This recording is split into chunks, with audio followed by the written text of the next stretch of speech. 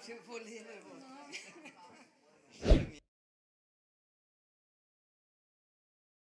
Je suis hypersensible, je suis bipolaire, je suis HPI, je suis obsessionnelle, je suis hystérique, je suis parano. Voici quelques mots entendus dans le cadre de ma consultation. Il s'agit ici de diagnostics faits à soi-même, parfois appuyés sur des signes relevés par la personne ou son entourage, et parfois appuyés par la parole du médecin. Le plus souvent, ces diagnostics sont des tentatives de compréhension moïque sur des éléments faisant souffrir l'être.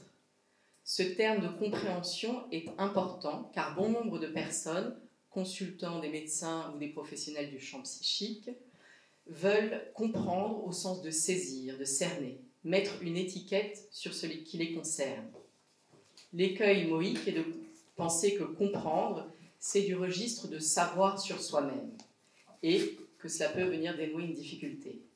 Pour exemple, le mot hypersensible, même si cela met un terme sur des signes, voire des symptômes, et les cerne en les regroupant sous une appellation, cela ne dénoue pas ce qui fait souffrance pour l'être. Et c'est là que la psychanalyse peut permettre de sortir de l'embarras. Un psychanalysant disait dernièrement dans le fil de ses associations libres, « Mes parents disaient « t'es comme ça » ou « t'es pas comme ça ». C'est violent, car ça ne me laissait pas la possibilité d'être, tout simplement. J'ai noté cette formulation en pensant au colloque d'aujourd'hui, car il me semble que c'est au cœur de cette question du diagnostic. Les parents de cette personne ne sont ni médecins, ni psychanalystes, mais ces paroles qui assignent l'être à une place se retrouvent régulièrement dans le discours des patients ou des psychanalysants. Ces paroles qui viennent du grand hôte peuvent encombrer l'être par l'identification moïque à cette parole, qui vient museler la possibilité d'être tout simplement, comme disait ce psychanalysant. Cet effet d'assignation, donc, de l'être par la parole du grand hôte, est ce que je propose d'explorer concernant cette question du diagnostic. Avant de poursuivre, je vais éclairer trois mots que je viens d'employer, donc moïque, être et grand hôte, qui sont à la croisée de cette question du diagnostic, utilisés soit comme repérage pour la conduite de la cure, soit comme assignation de l'être. Donc moïque renvoie à l'instance du moi. Le moi, c'est l'instance avec laquelle l'être lit la réalité qui l'entoure et qui est empreinte d'imaginaire, puisqu'elle est fondée sur des identifications à l'autre ou à sa parole. Cela se retrouve dans la lecture fantasmatique du moi, qui produit des incidences sur le positionnement de l'être dans le monde et son rapport justement au monde. Pour exemple, cette phrase qui est devenue célèbre et qui témoigne, je pense, d'une parole moïque, « Si à 50 ans on n'a pas une Rolex, on a quand même raté sa vie ». Au RPH, le terme « être » est employé et non sujet. Je pense que vous l'avez entendu dans le fil de la journée. Donc pour parler de la personne qui rencontre un psychothérapeute ou un psychanalyste. Cette dénomination est proposée par Fernando de Amorim pour articuler les différentes positions de l'être, et il en a fait référence tout à l'heure. Le mot sujet est donc réservé à cette position de l'être à la sortie d'une psychanalyse. Une distinction est donc à faire entre l'être et le moi qui le représente. Elle permet, pour la conduite de la cure, de compter avec l'être et non l'instance imaginaire qu'est le moi. La visée du traitement psychanalytique est, selon la formulation lacanienne, que je cite, que le sujet aperçoive les images captatrices qui sont au fondement de la constitution de son moi. Une autre manière de dire serait que l'être se décale du prisme moïque sur lequel il s'aligne pour s'engager à construire son positionnement subjectif et non plus consentir à être asservi au moi, lui-même aliéné aux images et paroles véhiculées dans la relation à l'autre. Donc le grand autre, quant à lui, c'est ce premier autre auquel l'infance a affaire. L'état de détresse du nouveau-né le place dans un état de dénuement sans recours qui implique un lien nécessaire à cet autre. L'infance va alors se construire dans ce lien. Dans son séminaire « Le moi » dans la théorie de Freud et dans la clinique de la psychanalyse, Lacan témoigne de cette distinction entre le petit autre et le grand autre. Le petit autre de la relation et donc ce grand autre, en introduisant une différence entre la relation imaginaire aux parents et ce qui s'appuie sur cette relation et qui concerne l'énigme de la demande du grand autre, qu'est-ce qu'il me veut, dans laquelle l'être est pris d'emblée du fait de sa position de dépendance. Donc le rapport au grand autre s'instaure dès le démarrage de la vie, dans les soins du corps baigné par la parole, puisque sans le désir de cet autre, l'être ne vit pas. Ainsi, la parole de cet autre et son positionnement vous comptez dans la construction de l'être et de son moi. Si Lacan fait de ce grand autre le lieu de la parole, Amorim affine la distinction entre le grand autre non barré et le grand autre barré qu'il intègre donc dans son schéma freudo-lacanien de l'appareil psychique. Donc le grand A barré qui est en bas à gauche, à l'extérieur de la figure qui représente l'organisme, le corps et l'appareil psychique, est une référence au registre symbolique, comme ça a été évoqué ce matin.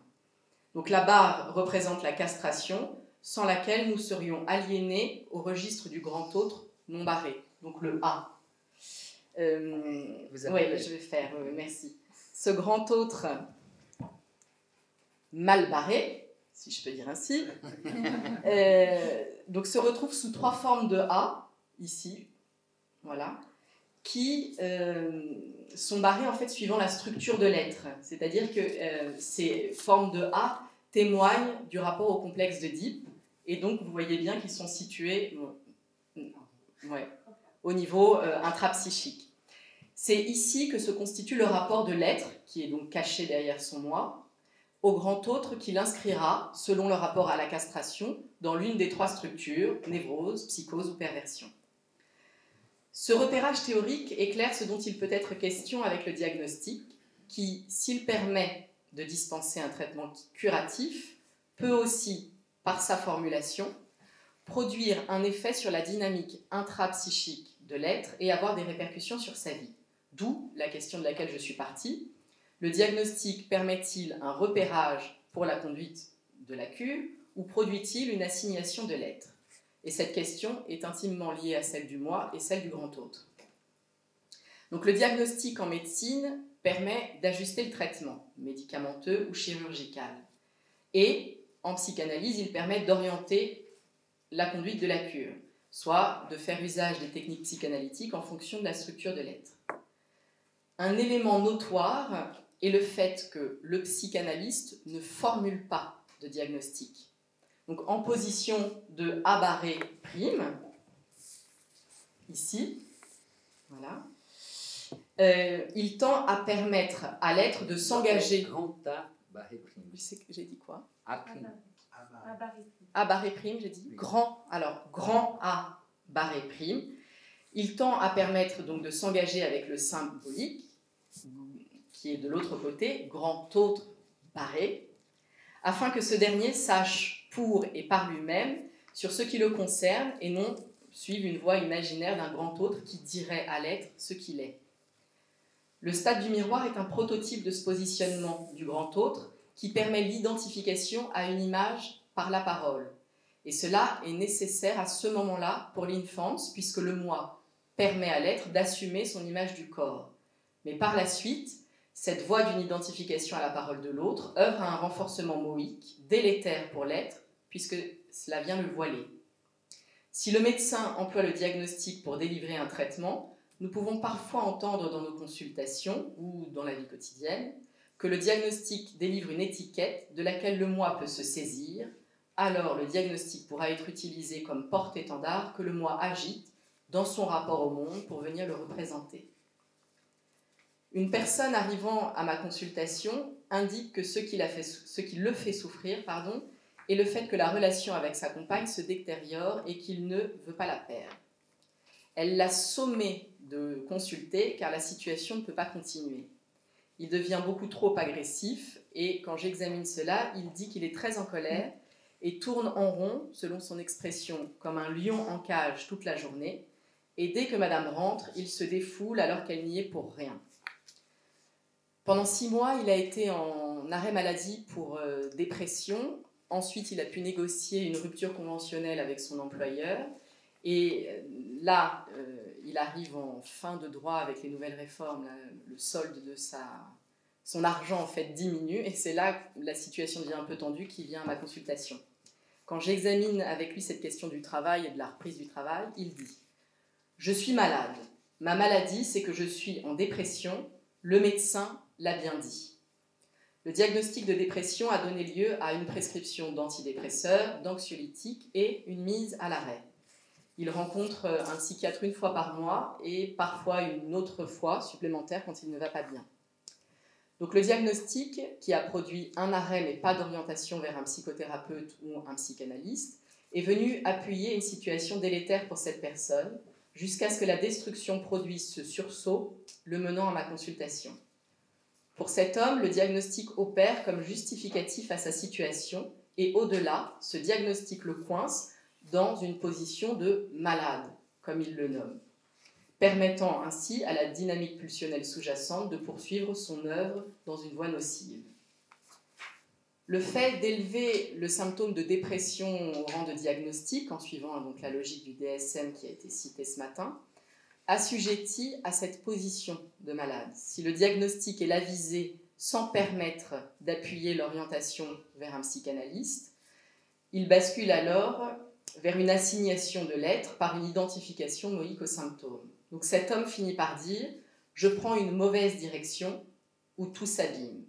La psychothérapie ne fait que commencer, donc cette direction n'est pas inéluctable, mais elle ne pourra pas se rectifier sans son concours. » Lorsqu'il est énoncé par le médecin, le diagnostic peut produire un apaisement, puisqu'il permet au moi de s'appuyer sur cette parole de l'autre sachant. Ce savoir est l'élément sur lequel repose un paradoxe, car de savoir le diagnostic, cela peut venir boucher la voie pour que l'être puisse savoir davantage sur ce qui le concerne. Il peut y avoir un mouvement d'illusion de maîtrise dans ce savoir qui vient nourrir une illusion moïque. Le moi, dont je parle depuis le début, c'est l'instance à laquelle nous avons affaire dans une cure psychanalytique, mais la visée n'est pas, contrairement aux techniques comportementales ou de développement personnel, de développer le moi ou de le rectifier grâce à une alliance thérapeutique, mais de le castrer symboliquement. La castration symbolique est ce que vise la technique psychanalytique afin de permettre, grâce aux associations libres du psychanalysant, que l'être, qui se cache donc derrière le moi, puisse assumer sa position et non plus laisser l'ordonnancement de la maisonnée à l'instance moïque. Pourquoi le moi ne pourrait-il pas diriger la maison? C'est une question qui peut se poser. Eh bien, il le peut puisque bon nombre font ainsi, mais ce n'est pas sans compter avec le symptôme qui produit des effets pour soi-même et pour l'entourage, qui signale le fait que cela ne fonctionne pas si bien que cela. Le moi n'est pas un ennemi, mais s'allier à ce dernier impliquerait de rester coincé dans la relation imaginaire d'un ping-pong interpersonnel qui ne permettrait ni à l'être de se positionner, ni la naissance du sujet. Le diagnostic, donc dans le champ médical et le champ psychanalytique, ne se recouvrent pas entièrement, puisque si le médecin se concentre sur les signes ou les symptômes pour établir un diagnostic, la psychanalyse est une clinique du signifiant, donc le discours du patient ou du psychanalysant, et ce, à partir de quoi nous allons nous orienter.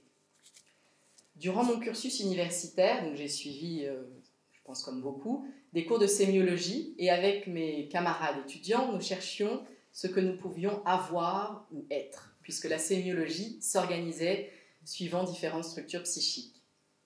Pendant mes stages ou mes premières années en tant que professionnel dans des institutions, le diagnostic était ce qui était demandé par les familles, mais aussi par le corps médical. Je me suis souvent posé cette question, et après? Le diagnostic est important, mais une fois énoncé, j'ai pu voir qu'il permettait surtout de rassurer le professionnel en venant mettre une explication sur les comportements du patient. Ainsi, le diagnostic vise-t-il le traitement ou à rassurer aussi le moi du clinicien qui peut, lorsqu'il sait, maîtriser davantage la situation selon une illusion moïque, bien entendu. De ces années, ce qui me reste concernant cette question du diagnostic est la question qui suivait. Qu'est-ce que je fais maintenant? Qu'est-ce qui se passe ensuite? Cette question, je la place du côté du professionnel, mais elle se retrouve aussi du côté du patient. Une fois que le diagnostic est posé, qu'est-ce qui se passe pour lui? C'est cela que l'école de psychanalyse du RPH m'a enseigné. Une formation qui, plus que le diagnostic, vise l'émergence du sujet. Nous pourrions entendre qu'il s'agit là de belles paroles, mais dans les faits, eh bien dans les faits, c'est exactement de cela dont il est question avec la psychanalyse, c'est-à-dire la naissance du sujet. Le psychanalyste fait usage du diagnostic pour conduire la cure, comme en témoigne le manuel clinique de psychanalyse publié au RPH Éditions, mais le diagnostic n'a pas pour visée d'enfermer l'être, puisqu'il n'y a pas d'assignation à souffrir de sa structure névrotique, psychotique ou perverse. Le moi peut donc faire usage du diagnostic comme d'une assignation en tant qu'elle masquerait l'être et permettrait donc au moi de maîtriser son monde en assénant un leurre de liberté. La liberté de savoir ce dont je souffre, de savoir qui je suis. Sauf que le moi ne peut pas être libre puisque par constitution, il est pris dans le filet de l'aliénation. Donc si je m'attarde autant sur cette question du moi pour un colloque sur la thématique du diagnostic, c'est qu'il a une importance pour le diagnostic lui-même. Le moi peut être un leurre puissant pour l'être comme pour le clinicien. Et dans le champ psychanalytique, pour que le diagnostic structurel puisse s'entendre, le moi du clinicien doit se dégager de l'opération, mais aussi celui du patient. Les symptômes ou les signes qui feraient écho à un diagnostic structurel ne peuvent être suivis aveuglément sous peine de se fourvoyer. La psychanalyse, qui est une clinique du sujet, offre une voie qui permet à l'être de ne pas se coincer dans un rapport au grand autre non barré, par aliénation moïque à la parole et au désir de l'autre. En psychanalyse, le diagnostic structurel est un repérage témoignant d'une lecture du monde. Il n'assigne pas un avenir qui serait déjà tracé, mais relève du choix de l'être. Le positionnement subjectif ressort de la responsabilité donc, de l'être et non de celle du moi. Pour ce faire, il y a à supporter le rien. Pas de mots, M-O-T, ou pas de mots, M-A-U-X, pour nous définir. Aucune personne qui ne peut faire ou dire à notre place. Le dépouillement imaginaire permettant une construction symbolique. Si Freud parlait de désêtre premier de l'être, il est vite masqué par le moi, et c'est ce désêtre qui est à supporter pour pouvoir construire et assumer son positionnement singulier. Et le grand autre barré, représentant du symbolique, est l'appui possible après la traversée d'une psychanalyse. Merci.